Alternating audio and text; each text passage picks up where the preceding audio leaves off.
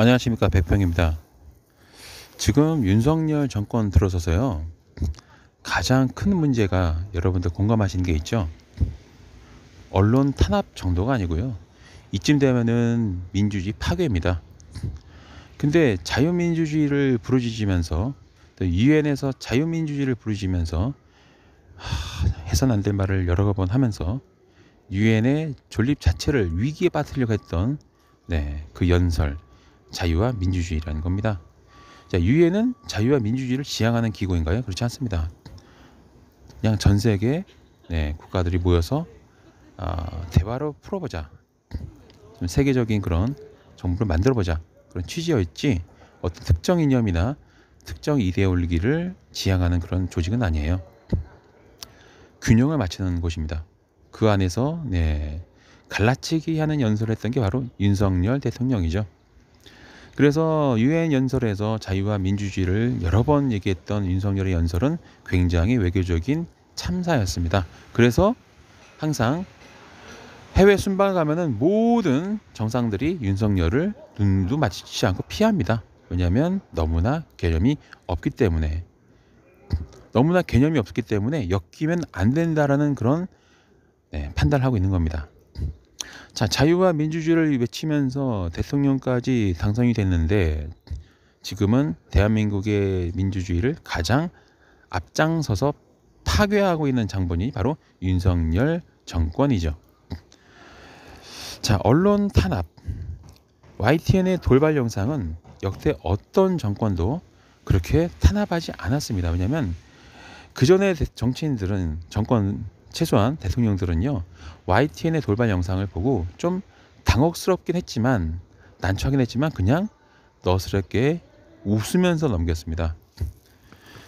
어쩌면 YTN의 돌발 영상이 그동안 국민들을 재밌게 하고 웃음을 주고, 또 그 장본인들은 참 당혹스럽고 좀 이거는 했지만 그래도 웃으면서 넘어갔어요. 너무 웃으면서 봐줬습니다.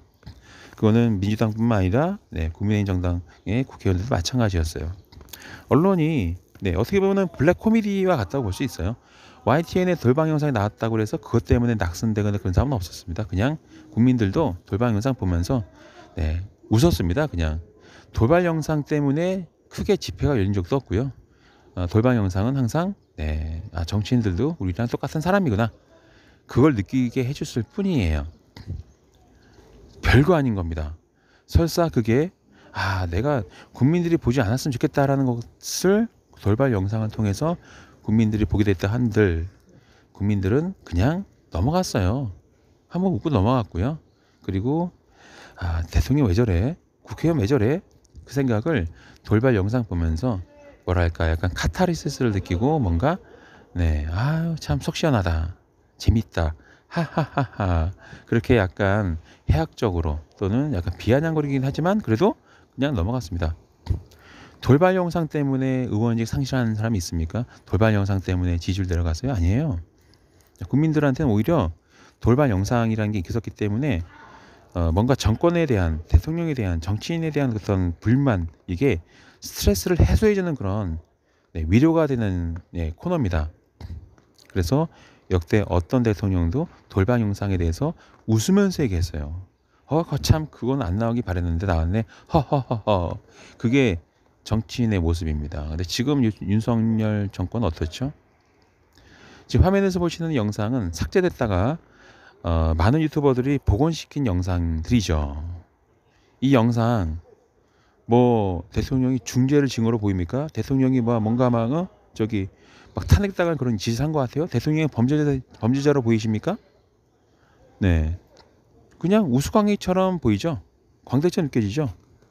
자, 대통령이 우습게 보이고, 대통령이 한심해 보이는 거, 그게 바로 블랙 코미디고, 그게 민주주의의 핵심이에요. 근데 옛날에 폭군 있죠, 폭군. 옛날에 성정을 베푸는 그런 어진 임금님은 백성들이 뒤에서 임금을 까도 허허허 웃으면서 고놈 참 하면서 넘어갔습니다. 그리고 그걸 잊지 않고 백성들에게 어떻게 하면 더 덕을 베풀 수 있을까? 어떻게 하면 백성들이 행복할 수 있을까? 그 궁리를 했습니다. 비가 안 오면은 목숨 걸고 네, 천도해를 지냈어요. 흉작이 되면은 또 하늘에 기도를 했습니다. 네. 심지어는 조선시대 왕권 시대에도 돌발 영상은 있었습니다. 왕이 이랬네 저랬네 하면서 백성들이 네, 해학적으로 네, 탈을 쓰고 경극을 열기도 하고 연극을 열기도 하고 네, 춤을 추기도 했습니다. 하지만 성군은 그것을 보고 백성들을 탄압하지 않았어요. 하지만 속 좁은 폭군은 어떻게 했죠? 백성들이 한번 던진 농담에 네, 시족을 말려버립니다. 네, 팔족을 다 죽여버려요. 근데 지금 조선시대 왕권 체제인가요? 아니면 민주주의 국가인가요? 민주주의 국가입니다. 이 나라의 주권자, 즉 주인은 임금이나 대통령이 아니고 국민들이에요. 세금을 안 내도 국민입니다. 세금을 내도 국민이죠. 죄를 짓고 출소하면 국민입니다. 투표권이 있어요. 자, 돌발 영상. 이게 YTN을 민영화하고 영상을 만든 업로드 시킨 그 기자들, 관계자를 징계를 해야 될 사안인가요? 언제부터 언론사가 대통령의 부하였습니까? 지금은 조선시대보다도 못한 그런 민주주의가 파괴된 시대예요. 기가 막힌 상황이죠. 정말로 기가 막힙니다. G20 숙방 가서 모든 정상들로부터 외면받고 왕따받은 이유가 뭘까요? 왕따당한 이유가 뭘까요? 윤석열이 해외 순방 나갈 때마다 왕따를 당한 이유가 뭘까요? 간단합니다. 네, 저 인간이랑 엮이면 나 똥된다. 저 인간 봐라. 바이든 대통령 세계 최강국 미국 대통령과 하고 48초 꼴랑 악수하고 배시시 웃으면서 네, 비유 마치다가 까이니까 등 돌자마자 뭐였죠? 등에 칼을 꽂았죠. 바이든 쪽팔리면 어떡하냐. 거기서 끝쳤나요? 대한민국의 외교 정책이 미국 대통령실에서 나온 게 아니죠. 하원 상원 의원들의 머리에서 나옵니다. 그리고 행정부가 그거를 반영합니다. 자, 그런 미국의 의원들을 향해서 새끼들이라고 얘기합니다. 새끼들. 네. 미국 국회의원들이 윤석열 보고 욕한 적 있나요? 없죠. 근데 그냥 새끼들이라고 까발어요. 개념이 없는, 너무나도 똑똑하지 않은 그런 대한민국의 충격적인 대통령의 수준을 보면서 다들 피하는 겁니다. 네, 피하는 거죠. 저 인간은 상대할 필요 없어. 자, G20 정상회담에서 윤석열은 바이든 보고 악수를 청하지만 바이든은 다른 사람을 보고 눈길도 주지 않고 그냥 대충 손 내미니까 그래 한번 잡아줄게 하고 넘어갑니다. 그게 뭐 바빴기 때문에 하시지만 글쎄요. 김대중이나 노무현이나 문재인 대통령이 한 번도 그런 일을 당한 적이 없는 거 어떡하죠? 자, 근데 이거는 시작에 불과하죠. 이제 중요한 거는 한국 전쟁이 다시 발발할 수 있다는 그런 위기감이 조성되고 있습니다. 왜 그럴까요? 북한은 계속 미사일 쏘야 될 겁니다. 로켓 쏠 겁니다. 한 번도 멈춘 적이 없어요. 자, 일본이 이제는 선제 공격을 공공연하게 말하고 있습니다. 그리고 독도는 자기네 땅이라 말하고 있습니다. 대통령이 바뀌니까 대통령 한 명 바뀌었을 뿐인데 한반도에 전쟁의 위기가 급증하고 있습니다. 이제 이러다가는 한국 전쟁 다시 일어날 것 같아요. 일본이랑 북한이랑 전쟁 나면 우리는 어떻게 될까요? 자, 그 잘라빠진 한미일 동맹으로 인해서 대한민국도 윤석열 정부도 일본이랑 미국이랑 손잡고 북한이랑 전쟁하겠죠? 북한이 그냥 죽겠습니까? 하다못해 미사일 한 개라도 미국을 향해서 쏘겠죠. 근데 중요한 건 뭐냐면은 자, 북한이랑 일본이랑 전쟁이 터질 때 자동적으로 아마 한국군이랑 미군이 참전을 할 거예요. 자, 그러면은 북한이 과연 일본 본토를 공격할까요? 뭔가 쏘긴 쏘겠죠. 근데 자, 지상고는 어딜 통해 나올까요? 배 타고 일본 건너갈까요? 아니면은 네, 한반도로 내려옵니다. 왜? 한국도 참전하니까. 과연 일본과 북한이 전쟁이 났을 때 대한민국이 중립선언할 수 있습니까? 못합니다. 네, 못하죠. 미국이 가만히 놔두지도 않죠. 야, 니네도 참전해. 우리 뭐 괜히 니네한테 전략자산 남기는 거니? 참전해. 우리는 참전할 수밖에 없어요. 미국이 등 돌린 순간 우리나라 경제도 망합니다. 일본이 또 협조 안 하면 우리 굉장히 힘들어요. 미국이 등 돌리면 우리는 정말 힘듭니다. 어쩔 수 없이 네, 참전할 수밖에 없죠. 자, 그러면 어떤 일이 벌어질까요? 일본은 또 떼돈 버는 거죠. 자, 처음에 시작할 때는 일본이랑 북한이 전쟁을 시작하지만 좀 지나면 한국이랑 북한이 전쟁을 치르고 있을 거예요. 일본은 해군을 통해서 북한 본토에 가는 게 아니라 네, 한반도에 상륙할 겁니다. 100% 상륙해요. 왜? 미군과 동등하게 어깨에 나란히 하고 한국 정부의 환영을 받으면서 자위되는 미일 네, 합동연합군은 한반도에 상륙을 해서 한반도에서 전쟁을 치를 겁니다. 왜? 일본에서 이렇게 하면은 일본 본토는 한 번도 공격 당하지 않고 대부분의 전쟁을 한반도로 쑥대밭 만들면서 전쟁을 치를 수 있어요. 자, 북한도 쑥대밭 되고 한국도 쑥대밭 되는 겁니다. 일본의 군인들은 배 타고 북한의 영토에 가지 않아요. 한반도에 상륙해서 자, 다시 옛날처럼 대한민국도 네, 대한민국 영토에 자위대 일본군을 네, 주둔시킬 수 있는 절호의 기회를 얻습니다. 일본이 북한하고 전쟁하고 싶어하는 이유는요, 대한민국을 먹기 위한 거예요. 자, 그런데 이제 대한민국에서 전쟁이 나면은 대한민국은 쑥대밭 되죠. 경제력이 아예 떨어집니다. 바닥치는 거예요. 거지가 됩니다. 하지만 자, 대부분의 군수사실은 파괴될 겁니다. 그러면 그때부터 가장 가까운 일본으로부터 군수품을 수입해 와야 돼요. 자, 전쟁의 무도가 한반도가 되면은 북한이랑 대한민국이랑 전쟁하는 그런 구도가 만들어져요. 일본 본토, 미국 본토 전혀 네, 미사일 하나 떨어지지 않을 겁니다. 다시 민족 간의 전쟁이 시작돼요. 누구에 의해서? 일본에 의해서, 그리고 미국에 의해서. 쑥대밭이 되고 나면 그 다음에는 미일 공동연합군이 다시 미군정에 했던 것처럼 이제는 미일 합동군정이 열릴 거예요. 왜?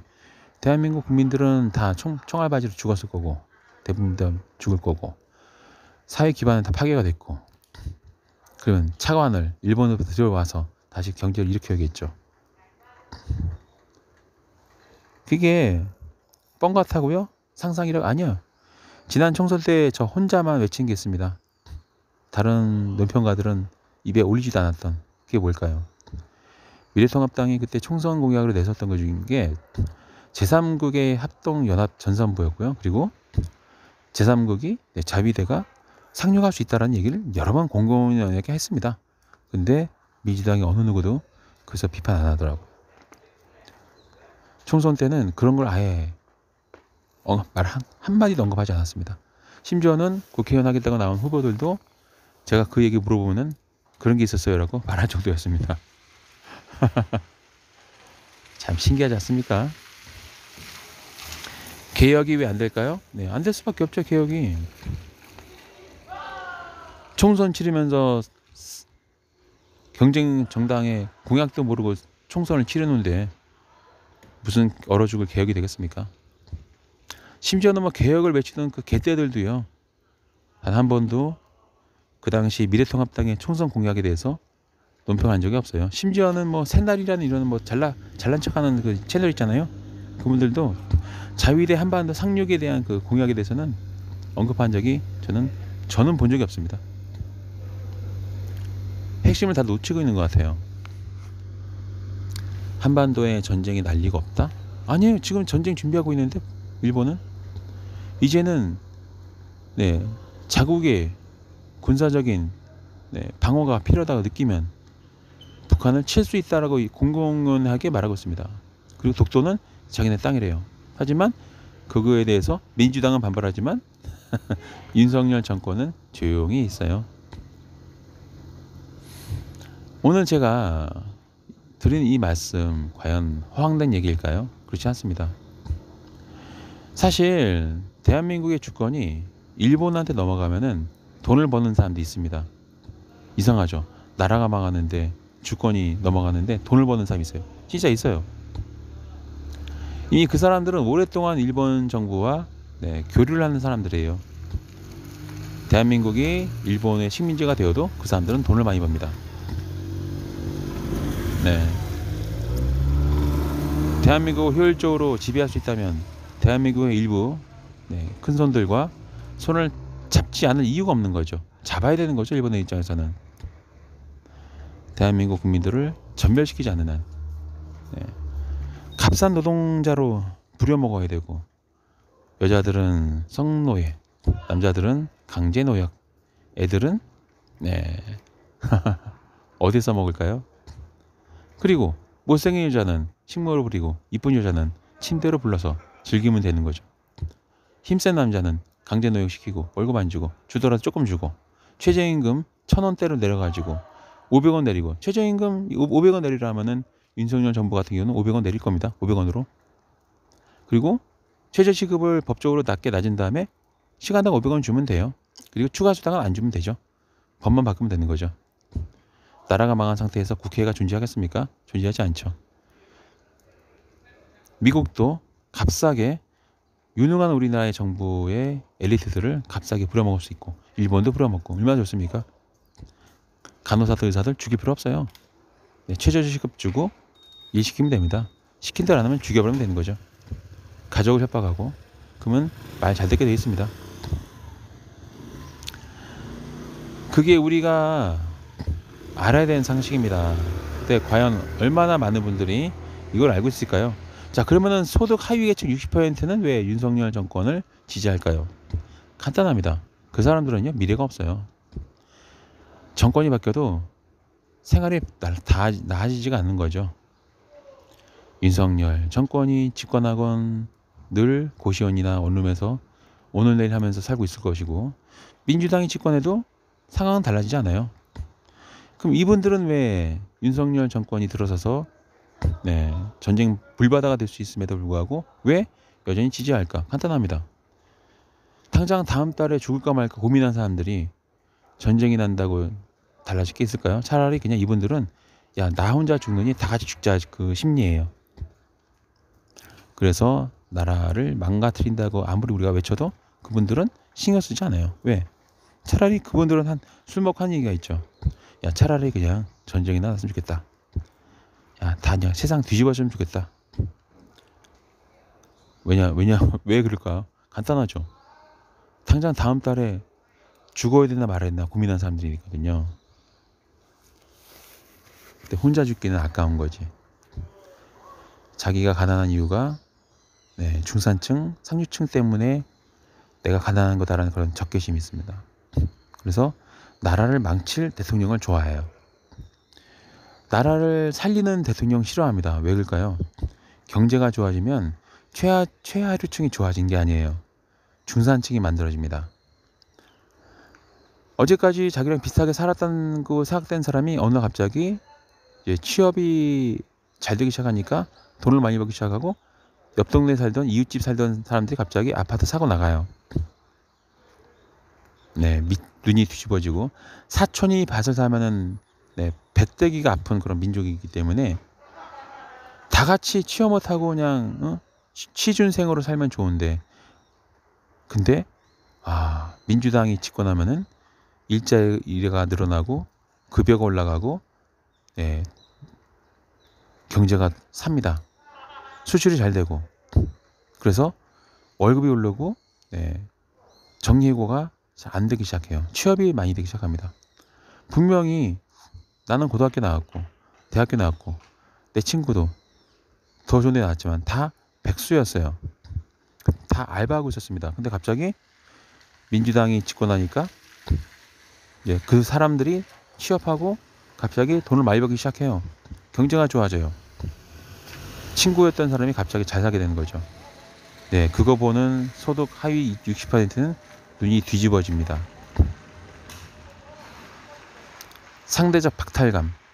그래서 민주당이 집권했을 때 인천공항 상태가 왜 터졌는지 아십니까? 인공사태, 인천공항 상태.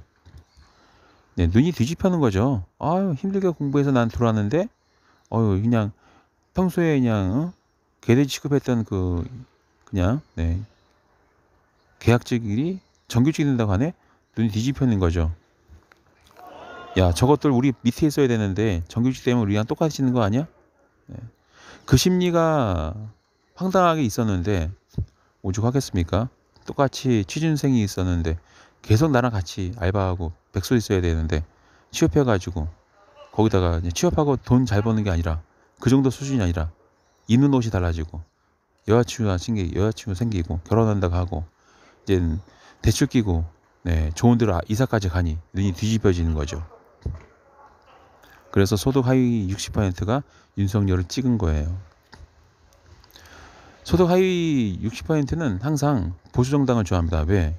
보수정당이 집권하면은 모두가 다 가난해지거든요. 그게 바로 공산주의하고 좀 일맥상통한 게 있어요.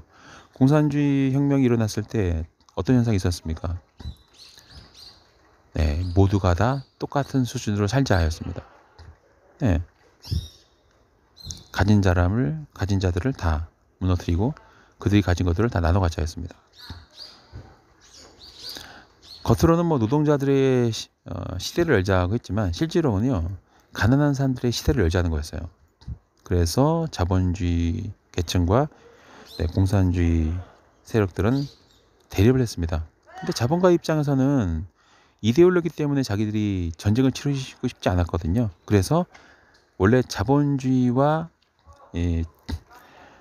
프로레탈리아, 자본주의와 공산주의의 대립 구조였는데 이 사람들이 머리를 살짝 써가지고 민주주의와 공산주의라는 그런 대립 구조를 만들어가고 자본주의들은 싹 빠져나갔습니다. 네, 그렇게 된 거예요. 냉전이라는 거는 원래는 민주주의라는 거는 정치적 개념이에요. 공산주의라는 거는 경제적 개념이에요. 정치적 개념과 경제적 개념이 충돌하지 않아요. 그래서 공산주의에는 민주주의적인 이념이 들어가 있어요. 인민주의라고. 그래서 실제로 공산주의 국가는 인민이 주체가 되어 있습니다. 물론 독재자가 있긴 하지만 어쨌든 이론적으로는 인민주의예요. 원래는 자본주의에 대항한 게 공산주의예요. 경제적 개념의 충돌이었는데 이게 자본가들은 머리가 좋지 않습니까? 똑똑하잖아요. 머리가 기상하잖아요. 괜히 부자겠습니까? 그래서 자본주의와 공산주의의 대립 구도가 확정이 되면 자본가들은 다 죽는 거예요. 그래서 그거를 민주주의와 공산주의의 대립으로 바꾼 겁니다. 그렇게 된 거예요. 네, 그렇게 된 겁니다. 소득 하위 계층이 왜 독도가 일본 땅이라고 외쳐지는 소리를 보고도 한반도가 전쟁의 불바다가 될 수 있다는 걸 알면서도 왜 2번을 찍는 이유가 뭘까요? 야, 우리 잘못하면 길바닥에 나 앉아 있고 잘못하면 다음 달에 우리 다 신발 딱 벗어놓고 한강에 뛰어들지도 몰라. 언제 우리는 죽어야 될지 몰라. 야, 차라리 그냥 세상 뒤집어져라. 멸시당하고 무시당하고 돈도 없고 먹고 살기 빠듯하고 하루에 한 끼를 때우고 편도 계층이 돼버리고 편의점 도시락 계층 비참하다. 그래서 하위 계층이 민주당을 싫어하는 거예요. 모두가 다 그래서 이게 다 설명될 거예요. 자, 그러면 윤석열 정부가 왜 언론을 탄압하는데 소위 소득 하위 계층은 왜 아무 말 안 할까요? 소득 하위 계층은 은근히 공산주의자들이 많아요. 솔직히 그래요. 공산주의자들. 흑수저, 금수저 개념이 왜 나오는지 아십니까? 그거 누가 만들었을 것 같아요? 금수저가 나 금수저라고 떠들었을까요? 아니면 흑수저들이 금수저란 말을 만들었을까요? 금수저, 흑수저 개념은 소득 하위 60%가 만들어낸 용어입니다. 없는 사람이 떠도 시끄럽고 있는 사람은 조용해요. 만족한 사람은 웃고 있고 불만족한 사람은 시끄럽습니다. 불평하게 돼 있어요. 흑수저, 금수저가 만들어진 게 이게 이념적인 그런 게 섞여 있는 거예요. 소득 하위 계층은 공산주의에 가깝습니다. 본인들은 뭐 보수적이라고 얘기하지만 아니에요. 공산주의를 지향하는 사람이 많습니다. 모두가 다 못 살아야 돼요. 비슷하게 살아야 돼요. 근데 보수 정당이 집권하면은 모두가 다 못 살게 돼요. 너도 나도 대기업 다니다가 보수 정권이 들어서면은 정리해고됩니다. 그리고 알바를 하기 시작해요. 자, 평소에 알바하다가 무시당했던 소득 하위 60% 입장에서는 기분 조리입니다. 야, 저 새끼 잘 나가는 줄 알았는데 저놈들 나랑 똑같은 알바한다? 야, 대학 나와야 소용없어. 야, 대기업 들어가면 뭐하냐? 금방 잘려. 이러면서 본인들이 네, 사회적으로 못 살고 못 나가는 거에 대한 이제 만족감이 들기 시작해요. 야, 일찌감치 기술 배워서 한 게 야, 대학 나면 뭐하냐? 야, 대기업 들어가면 뭐하냐? 금방 잘려. 그러면서 이제는 대기업 취업한 친구들 보고 너도 좀 있으면 잘릴 거라고 이제 기다립니다. 두고 보세요. 지금 정리해고 벌써 시작됐죠. 윤석열 정권 들어서서 1년도 안 됐는데 기업들이 이제 수출이 막 악화가 되고 경제가 이제 무너지니까 정리해고 얘기가 벌써 나왔어요, 이미. 네. 금융위기 맞죠? 네, 김진태 강원도지사 말 한마디로 네, 경제가 무너지고 있습니다. 그러면 소득 하위 계층은 신바람 나는 거죠.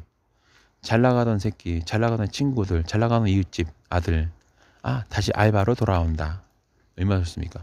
그래서 언론 탄압이 왜 가능한지 아십니까? 언론 탄압은 공산주의의 전형적인 방식이에요. 우리가 공산주의에 대해서 어떻게 교육받았습니까? 일단 언론이 통제가 돼요. 표현의 자유가 억압이 되는 겁니다. 네, 표현의 자유가 보장되지 않아요. 말 한마디 잘못하면 아오지 탄광이 끌려갑니다. 지금 똑같아요. 더 탐사라는 유튜브 기반의 시민 언론사가 그냥 언론사라면은 당연히 해야 될 의혹을 제기했던 이유 하나만으로 엄청나게 탄압을 받고 있습니다. 네, 말 한마디 하면 아오지 탄광에 끌려가는 것처럼 똑같은 거예요. 지금 공산주의에 지금은 현재 정권은 공산주의자들이 지배하고 있는 거예요. 그뿐만입니까?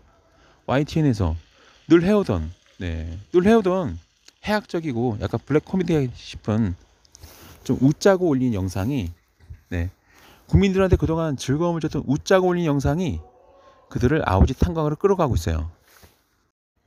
네, 아주 심각합니다. 네, 그냥 그동안 10년 넘게 돌발 영상 때문에 국민들이 웃고 정치인들도 웃고 대통령도 웃고 모든 국민이 그냥 하하하 웃으면서 그냥 스트레스 풀고 넘어갔던 그 돌발 영상이 공산주의자들에 의해서 탄압을 받기 시작해요. 원래 공산주의가 들어서면 가장 먼저 탄압되는 게 뭐냐면은 언론입니다. 표현의 자유가 억압이 되기 시작해요. 자, 그러면 자유민주주의를 부르짖으면서 당선됐던 윤석열 정권, 민주주의국 정권인가요? 공산주의 정권인가요? 공산주의 정권입니다. 아니라고요? 처음에는 아마 파시즘, 전체주의자라고 생각했을 겁니다. 아니에요. 공산주의 정권이에요. 왜냐하면 민주주의를 탄압하고 있지 않습니까?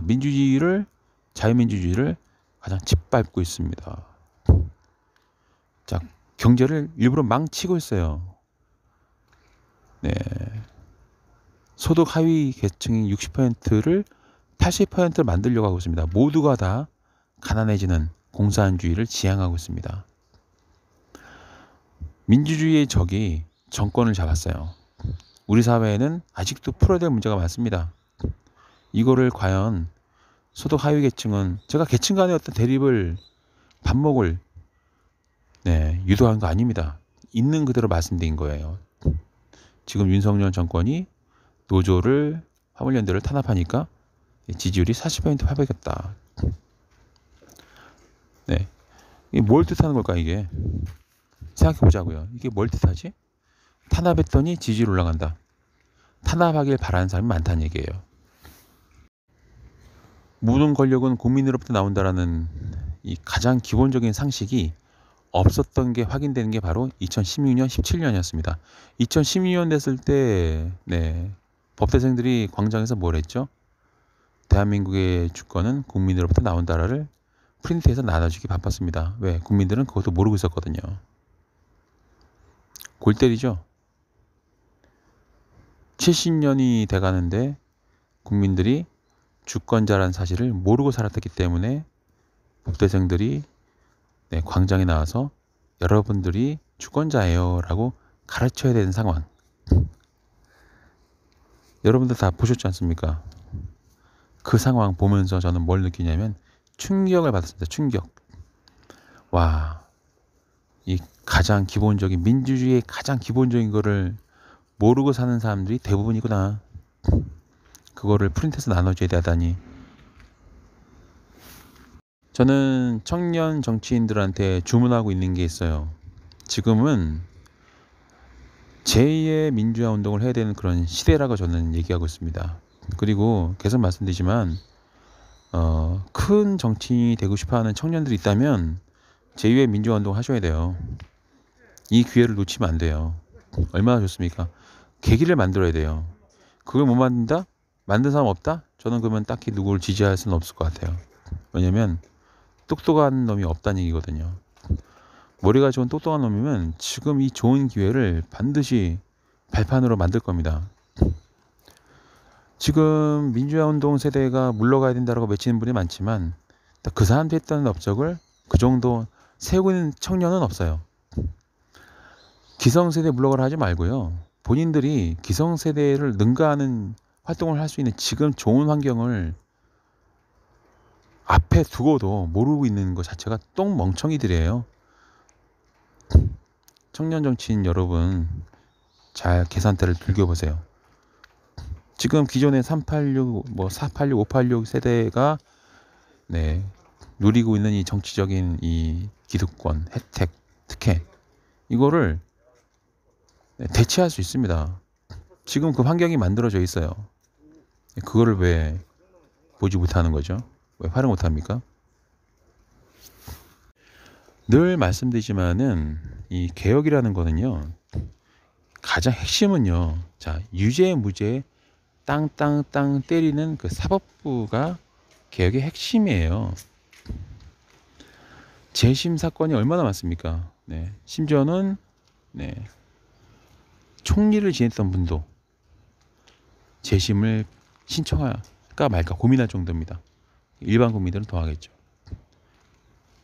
유죄 무죄 때리는 그 핵심 칼자를 쥐는 그 사법부는 용가리 통뼈가 아니에요. 성역이 아닙니다.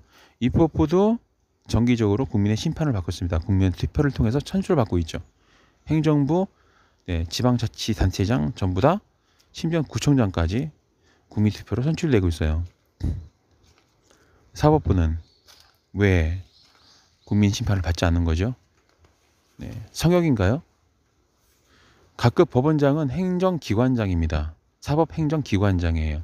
판사를 투표해서 뽑자는 게 아닙니다. 사법행정기관장, 각급 법원장, 지방법원장, 고등법원장, 대법원장을 국민투표로 뽑자는 겁니다. 국민투표. 뽑지 말라는 보장이 뭐가 있습니까? 대법원장보다 더 권력이 강한 대통령도 국민투표로 뽑고 있는데, 그럼 대법원장, 고등법원장, 지방법원장 국민투표 뽑으면 안 된다고요? 그러면은 구청장, 시장, 도지사도 국민투표 뽑으면 안 돼요. 국민투표로. 국회의원들도 국민투표로 뽑으면 안 돼요. 사법부는 시험 하나 보고 지들끼리 다 나눠 먹는데 근데 사법부, 행정부, 입법부는 다 동등한 권한을 가지고 있는 헌법기관입니다. 오늘 이 영상에서는 제가 최대한 하고 싶은 말이 많지만 정말 압축도 압축도 압축 100번 해서 만든 영상입니다. 이 영상을 보시는 분들 여기저기 좀 퍼날라 주시고요. 퍼뜨려 주세요. 정신 바짝 차려야 됩니다, 여러분. 이상 마치도록 하겠습니다.